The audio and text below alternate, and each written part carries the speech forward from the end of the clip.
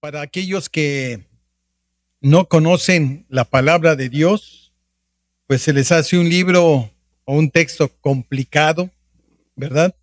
Un, un texto incluso no verídico.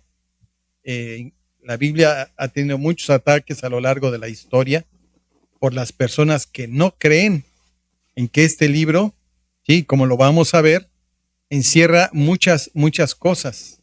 Principalmente está aquí testificado la palabra y se dice que es la palabra de Dios, ¿verdad? Porque lo vamos a analizar. Pero por otro lado, la Biblia también a lo largo de la historia ha significado un texto de inspiración, de ayuda, de guía. Tomen asiento, ya, perdón. Sí, de ayuda, sí, y de guianza. Entonces, el día de hoy vamos a analizar, precisamente yo titulé este estudio, un libro multifacético, ¿sí? Incluso por ahí hay una cita de 2 Corintios 5:7 que dice, porque por fe andamos y no por vista, ¿sí? Recordemos qué es la fe. ¿Qué es pues la fe? Es la certeza de lo que se espera, la convicción de lo que no se ve. Y el pueblo de Dios no anda por lo que ve, anda por fe, que eso es principal, el sustento de un cristiano, de un hijo de Dios. Bueno, la Biblia aquí, hay algo que ya revisamos hace 8 días con el pastor, que la Biblia significa del griego, ¿verdad? Significa libros. Pero en el sentido estricto, el griego tiene una palabra que se llama biblión, que significa 3 palabras. Uno que se llama rollo, pergamino o libro. En esas 3 palabras se conforma el texto, la palabra biblión, que hoy significa Biblia. ¿Sí? Lo comentó el pastor hace 8 días, está escrito por 40 hombres de Dios, de fe, ¿verdad? Que Dios eligió para que ellos fueran el conducto de registrar el corazón y la voz de Dios en un texto que hoy, a lo largo de la historia, tenemos como una guía, un sustento y un fortalecimiento en la palabra de Dios. Y bueno, se escribió en un periodo de 1500 años, así en un promedio de una edad de 80 años por una generación. Estamos hablando que casi son 18.7 generaciones que pasaron para poderse escribir estos libros que hoy conocemos como la Biblia, ¿verdad? Bueno, también quiero comentar sobre esto que, por ejemplo, Génesis se escribió en el año 3500, es decir, en el siglo XV o 13 antes de Cristo, y el Apocalipsis terminó de escribirse en los años 95-96 después de Cristo. ¿Sí? Qué interesante. En el primer Concilio Vaticano se declaró tanto los libros que conforman, que hoy conocimos como el Antiguo Testamento, y los otros libros que conforman el Nuevo Testamento, ¿sí? Se determinó en este concilio, en esta reunión, como los libros inspirados por Dios. Y en términos de decisión de este concilio, se dijo que es la palabra de Dios. Por eso se habla de que este libro, la Biblia, es la palabra de Dios. ¿Por qué? Porque utilizó hombres, sí, inspirados por medio del Espíritu Santo para poder registrar lo que tenemos en este maravilloso libro que conforman los 66 libros, ¿no? Que integran la Biblia. Bueno, otro dato informativo, Casidoro de Reina y Cipriano de Valera, ¿sí? Hicieron la primera versión, digamos, y publicaron, es decir, la primera traducción al latín, que se llamó la Biblia Oso, ¿sí? Esto se publicó en el año 1569 y Valeria, este autor, volvió a revisar el texto y se publicó en 1602 la nueva actualización, que es la que en mi caso tenemos, ¿no? Yo sé que hay otras Biblias, el cual reservo mi opinión, pero yo siempre me baso en la Reina Valera. Bueno, ok. Pues este gran libro y este precioso libro de la Biblia, ¿sí? Habla de muchos aspectos y aquí en la pantalla tenemos muchísimos aspectos. Este gran libro, ¿sí? Habla sobre aspectos de la ciencia. Por eso yo le llamo la Biblia un texto multifacético, porque aquí está integrado la ciencia, está integrada la arqueología, ¿sí? Está integrada la fisiología, la filosofía, los valores morales, éticos, ¿sí? La parte de la psicología, no la parte, la psicología, ¿sí? Es decir, muchos aspectos del ámbito de la ciencia, pero también es importante tomar en cuenta que este texto, ¿sí? Habla también de lo que ya pasó, lo que va a pasar o está pasando y lo que va a suceder. ¿Sí? Yo creo que es una de las evidencias más fuertes de este libro para aquellos que no conocen la palabra de Dios. ¿Qué libro de hoy, sí, científico o habla de lo de ayer, hoy y de lo de mañana? Van a decir, bueno, hay libros de ciencia. Sí, pero vamos a ver cuándo la ciencia registra o ha descubierto tales cosas. Y esto, libro, ¿desde cuándo está escrito? Y aquí está almacenado mucha información que hoy se sigue revelando para el pueblo de Dios. Bueno, y otra de las cosas más importantes de esta Biblia, y lo dice su texto, ¿sí? Sobre todo habla de el Hijo de Dios, ¿sí? Jesucristo. ¿A qué vino a la tierra? ¿Por qué vino a la tierra? ¿Cuál fue su misión? ¿Cuál fue su tarea? ¿Y cuál fue el momento, verdad, en que Jesús dejó este legado para que se continuara? Ayer estaba haciendo una reflexión. Yo dije, ¿qué hubiera pasado si el testimonio de Jesucristo, primero, si él no hubiera nacido, o si hubiera nacido, pero recordemos que en esa época había mucha gente que se declaraba profeta o Mesías, pero el poder de Roma lo acababa, lo sucumbía, y ahí quedaba. Sin embargo, él preparó 12 personas científicas, talentosas, doctoradas, ¿verdad? En las mejores universidades. Pues no. Utilizó hombres comunes y corrientes. Incluso, creo yo, hombres que ni siquiera lo que hoy conocemos como la educación básica habían cursado. Eran pescadores, uno era recaudador de impuestos, bueno, sí, pero la gran mayoría era lo que llaman del vulgo, ¿no? Del pueblo. Y preparó esos 12 hombres para que hoy nosotros y el mundo conozca la palabra de Dios. Se expandió el evangelio.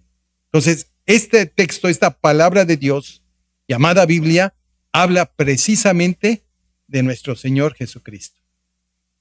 Bueno, continuemos. Vamos a ver algunos ejemplos de la Biblia que acabo de mencionar. Son 5, y espero que me dé el tiempo. Voy a tratar de hacer ágil. 5 aspectos. Son muchos aspectos que tiene la Biblia, pero quiero tomar 5 aspectos y ejemplificarlos para que veamos la importancia de este libro. Sobre todo, yo espero, si este estudio se graba, que llegue a las personas que no conocen de la palabra de Dios y puedan reflexionar, y es mi deseo que puedan tener un encuentro con nuestro Señor Jesucristo y poder buscar a Él, su rostro, su amor, a través de la palabra de Dios. Y van a ver que la palabra de Dios es la fuente de vida. Y para que nosotros que conocemos a nuestro Señor, pues validar, reforzar que la palabra de Dios sigue vigente y seguirá vigente. Porque yo le llamo una carta de Dios para cada uno de nosotros. Bueno, vamos a ver unos ejemplos. Voy a retomar la parte de la ciencia. Por regular pongo 3 ejemplos. ¿Sí? Si nosotros vamos a Génesis, al libro de Génesis capítulo 1, ¿verdad? 1. ¿Qué nos dice este texto? Dice, en el principio creó Dios los cielos y la tierra. ¿Sí? Hoy se ha debatido mucho de cómo se originó, cómo nació el mundo, el universo. Y hablan de una teoría y en las escuelas hablan sobre la explosión, ¿no? El famoso Big Bang.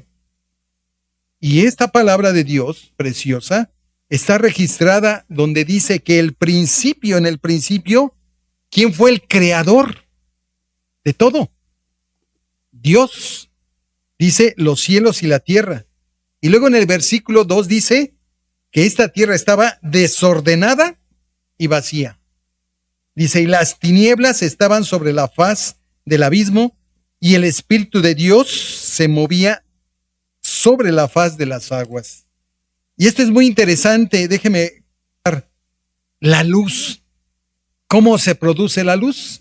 ¿Sí? Esta teoría de la luz se descubrió por más o menos como en el 1879.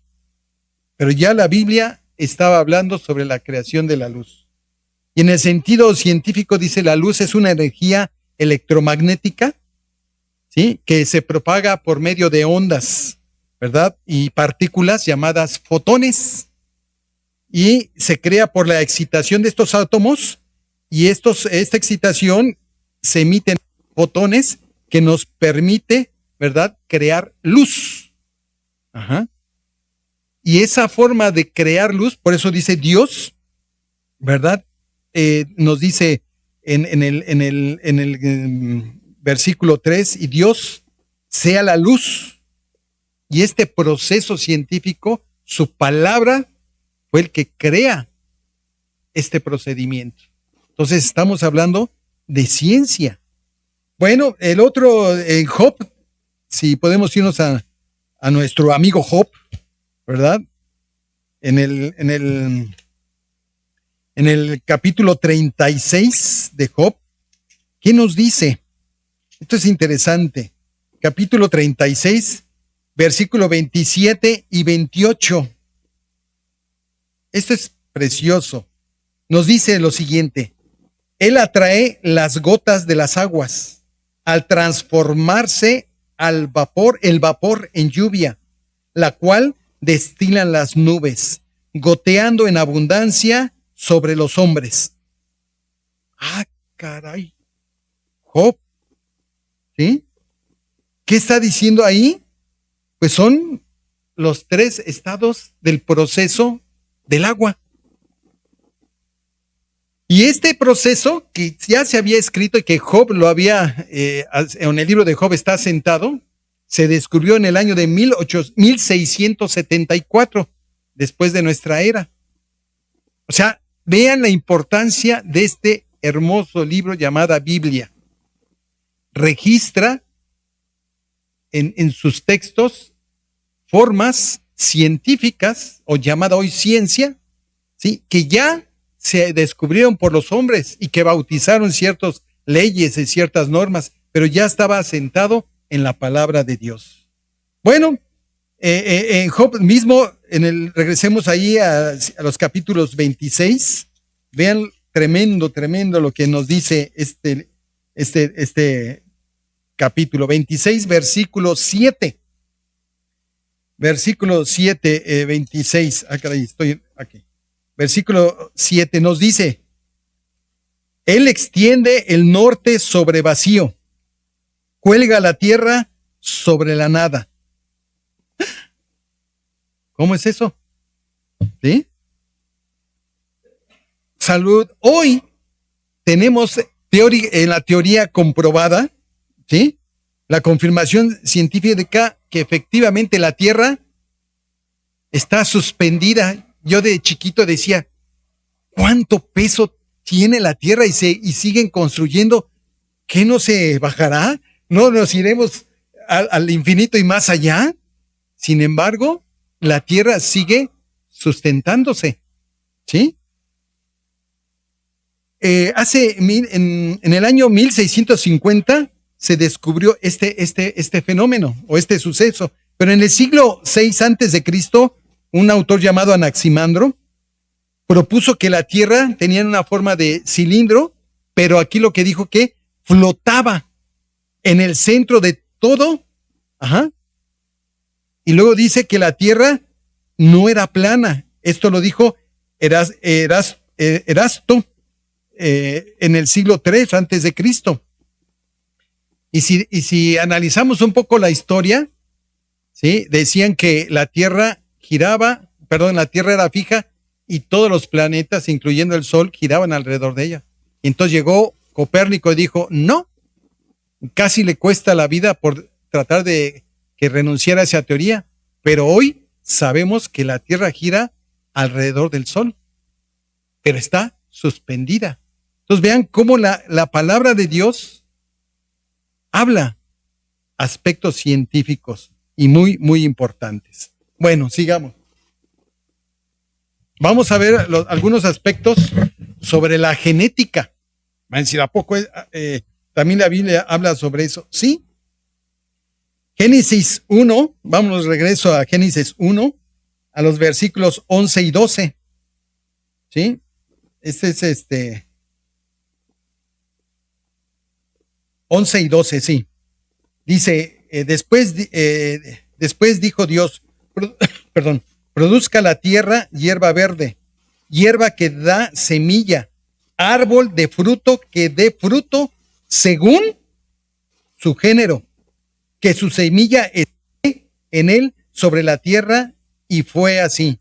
Produjo pues la tierra hierba verde, hierba que da semilla según su naturaleza, y árbol que da fruto cuya semilla está en él según su género, y vio Dios que era bueno. Y esto habla, hoy día se le conocen como las leyes de la herencia. Un autor se llama Gregorio Mendel, en 1865 descubrió esta teoría con unas plantas que, digamos, cruzó o combinó, y se dio cuenta que la misma planta no cambia. Es decir, no puede, y dice la palabra, no pueden, si yo siembro manzanas, no van a dar peras. ¿Sí? El código genético que tiene una semilla, ¿sí?, va a reproducir. Y hasta 1865 se descubrió las leyes de la herencia con Gregorio Mendel, por cierto, creo que fue fraile. Ajá. Entonces, vean cómo la Biblia ya había hablado sobre genética. Salmo 139. ¿Sí? Este es un estudio, yo digo que es muy profundo y vamos a tratar de agilizarlo porque nos podemos llevar mucho tiempo. Salmo 139, versículos 13 al 16. ¿Qué nos dice estos versículos? Vean, vamos a leer. Dice, porque tú formaste mis entrañas, tú me hiciste en el vientre de mi madre. Te alabaré porque formidables y maravillosas son todas tus obras. Estoy maravillado, mi alma lo sabe muy bien. No fue encubierto de ti mi cuerpo, bien que en lo oculto fui formado y entretejido en lo más profundo de la tierra. Y luego dice, mi embrión, esto es hermoso, vieron tus ojos, y en tu libro estaban escritas todas aquellas cosas que fueron luego formadas sin faltar una de ellas. ¿Sí? La creación del ser humano, la reproducción del ser humano, un embarazo con un proceso, ¿verdad?, que hoy conocemos como ¿verdad? El cigoto, el feto y el alumbramiento. Un proceso de 9 meses, más o menos 36 semanas, en que este producto, herencia de un padre y una madre, generan. ¿Sí? Tremendo. Y Génesis 6, vámonos a Génesis nuevamente, al capítulo 6, en los versículos 1 y 4, aquí habla sobre las relaciones sexuales que tuvieron, ¿verdad? Y a través de unas relaciones sexuales incorrectas, nacieron los llamados Nefilín, que son gigantes. Y conocimos, bueno, no conocimos en el sentido de verlo, pero en la Biblia está registrado uno de ellos, quien fue el que, diría David, acabas de ofender al pueblo de Israel, al Dios vivo, ¿verdad? Y que David luchó, batalló y venció a este gigante. Entonces, aquí en este texto habla de esas relaciones y nos dice que una relación incorrecta puede producir cosas incorrectas. Nosotros como cristianos, dice la palabra de Dios, que no nos casemos con yugo desigual, porque entonces va a haber grandes problemas. ¿Por qué? Porque no se comparte la misma visión. ¿De acuerdo? Bueno, sigamos. Ok. De la genética, la Biblia habla sobre el futuro. Uy, sí, está inundado de textos, pero aquí nada más quiero resaltar, no nada más Éxodo, quiero irme a Isaías. Este es un libro precioso. Vámonos a Isaías capítulo 46, versículo 10.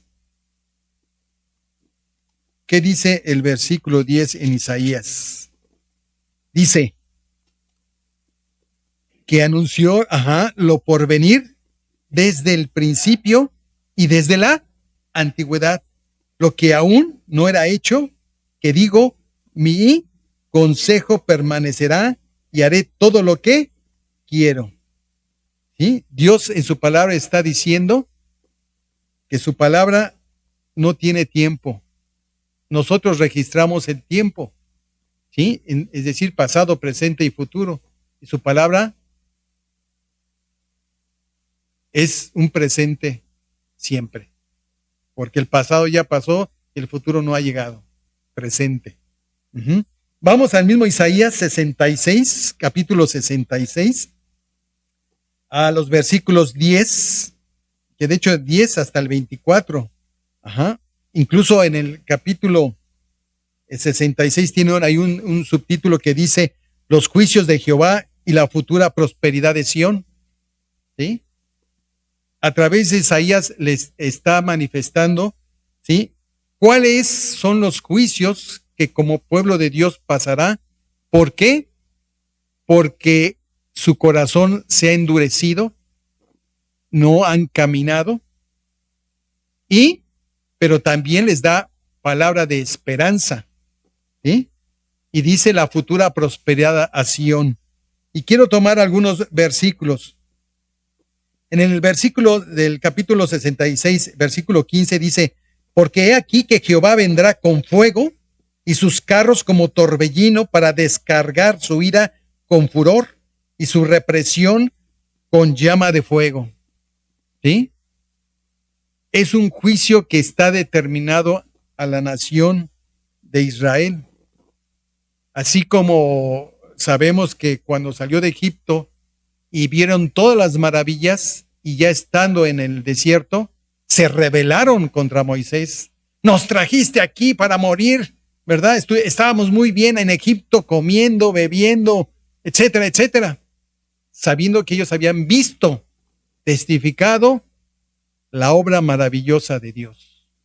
Y en Éxodo, precisamente 3, del 19 al 20, Dios le está diciendo a Moisés, ve con Faraón, habla con él, pero Faraón no te va a escuchar.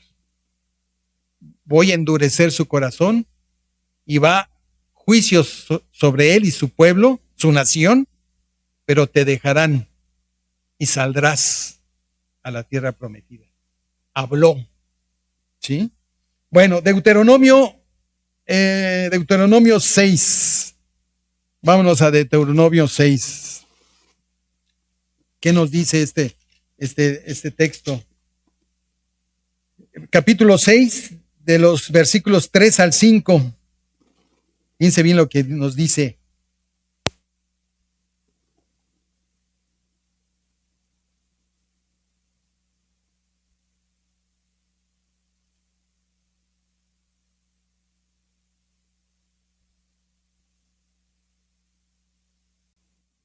Isaías 53. A ver, ¿dónde ya se me perdió el 53? Aquí está. Versículo 2, bueno, incluso hasta el 12, pero aquí habla y dice el texto sobre la muerte del Cordero. El libro de Isaías, fíjense este detallazo, se escribió entre los años 740 al 800 antes de Cristo. ¿Qué quiero decir? Que ese texto, como otros, están anunciando, ¿sí?, la muerte del Señor Jesús. Es decir, están viendo a más allá de lo que va a suceder.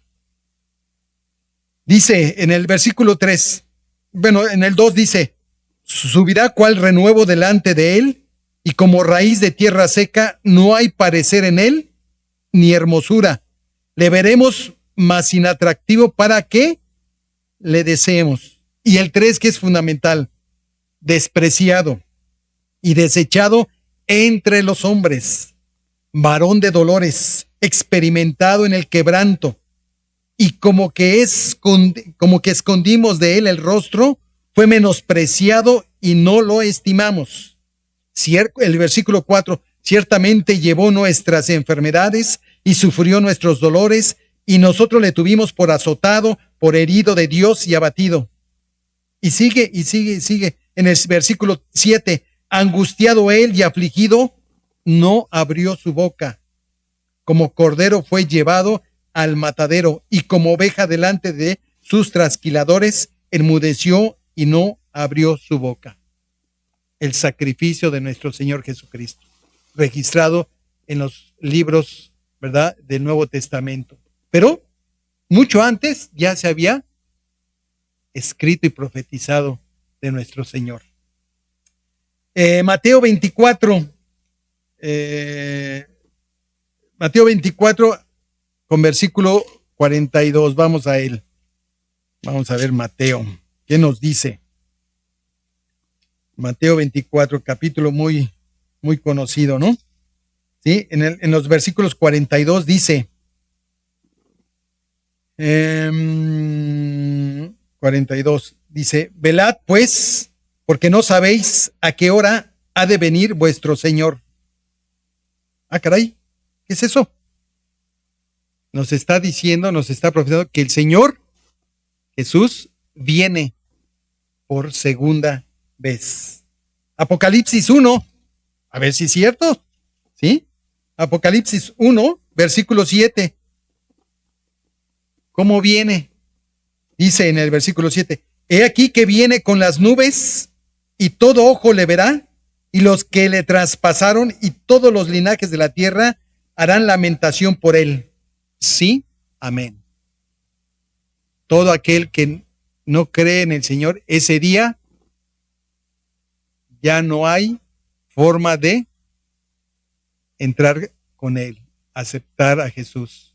Por eso, si nos ven en este estudio, si tú no has conocido al Señor, la invitación es que te acerques a la palabra de Dios y conozcas, porque Dios te tiene en su corazón. Él ya se sacrificó por tus pecados, nuestros pecados, y lo único que Él está esperando es que vengas, aceptes al Señor Jesús como su Dios y Salvador. Bueno, Tesalonicenses, ya estamos terminando, hermanos. Tesalonicenses 4, vámonos a Tesalonicenses 4, versículos 16 y 17. Primera de Tesalonicenses, ¿sí? Primera, en los versículos 16 y 17. Fíjense bien lo que dice. Porque el Señor mismo, con voz de mando, con voz de arcángel y con voz de trompeta de Dios, descenderá del cielo, y los muertos en Cristo resucitarán primero. Y todavía está siendo específico este libro de Tesalonicenses, que se escuchará una voz, una trompeta. Habla del rapto, que la iglesia va a experimentar cuando Él venga, y dice, en una nube. Pero aquí todavía lo más tremendo dice que los muertos en Cristo serán los primeros en llegar. Y los que estemos vivitos y coleando, los secundaremos. O sea, qué privilegio tienen, ¿verdad? ¿Sí? Entonces van a decir, ay, entonces mejor me petateo y ya sé que voy a ese encuentro. Ha de ser tremendo experimentar eso. Fallecido y al llamado revive y nos encontraremos con Jesús en las nubes. Entonces, habla de profecías, sí, muchas profecías.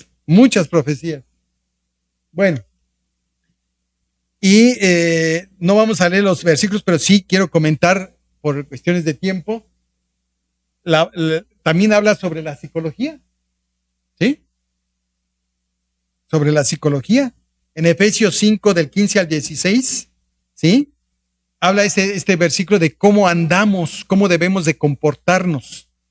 Dice de que no debemos de querernos. A veces hoy día nuestra autoestima es tan grande, tan fuerte que, no, hombre, yo soy el que puedo, yo soy el que hice, yo soy el que tengo. Y entonces el ego crece y crece y crece. Y el Señor dice, no, debes de mantenerte humilde, porque todo lo que tienes, sí, efectivamente tienes habilidades, destrezas, dones que yo te di, pero recuerda que todo eso está dado por mí, porque si no un día se te quitará. Y cuando uno está soberbio, ¿sí? A veces la desinflada es más fuerte que la inflada, ¿sí? Romanos 12:3 también habla del concepto de uno mismo, cómo debemos de comportarnos, cómo debemos de guiarnos. Y Proverbios 19:8, con vamos a ver este versículo, Proverbios 19, vamos a ver, 19:8 nos dice, el que posee entendimiento ama su alma. ¿Qué es el alma? Bueno, el alma está registrada en 3 facetas. La parte de la capacidad intelectual, la memoria, las emociones y los sentimientos, y la voluntad, es decir, la conducta. En la área psicológica, en términos muy sencillos, la definición de psicología es la ciencia que estudia la mente y la conducta del hombre. Pero desde la Biblia está registrada ya la psicología.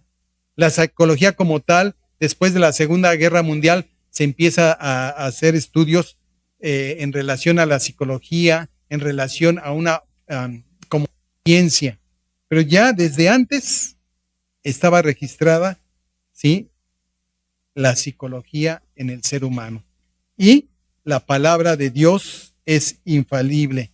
Bueno, entonces, por lo tanto, ¿sí?, con esto vamos terminando. La Biblia, hermanos, y aquellos que no conocen la palabra de Dios, la invitación es nuevamente a que conozcan la palabra de Dios. Desde el libro de Génesis hasta Apocalipsis, ¿sí?, habla la Biblia, ¿verdad? Testifica, describe, menciona lo que pasó, lo que está sucediendo, lo que está por pasar y lo que viene por suceder. Es un libro, por eso yo le llamo multifacético, porque es un libro que toma todas las áreas de la vida.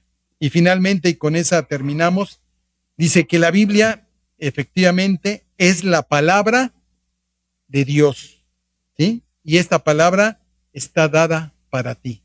Acércate, conoce la palabra de Dios y es una fuente de vida. Por eso dice que Jesucristo te dice, ven, conóceme, porque yo soy el camino, la verdad y la vida. Y los que conocemos, Dios nos dice, ¿verdad? Tú eres hijo mío, sigue, conóceme, medita, ora, amplía tu conocimiento en la palabra de Dios, porque aquí está revelado el amor para ti y tu camino y tu final para ti. Hermanos, muchas gracias. Con esto terminamos el estudio de la Biblia, un libro multifacético. Pues vamos a orar para dar gracias y cierre de este estudio y que Dios siga acompañándonos el resto del día y de la semana. Inclinemos nuestros rostros, hermanos. Señor, gracias, Padre eterno y misericordioso, por este tiempo. Padre, lo expuesto aquí sea de buen testimonio en nuestro corazón para que fructifique y cada día podamos acercarnos a la fuente de vida que es la Biblia, la palabra misma tuya.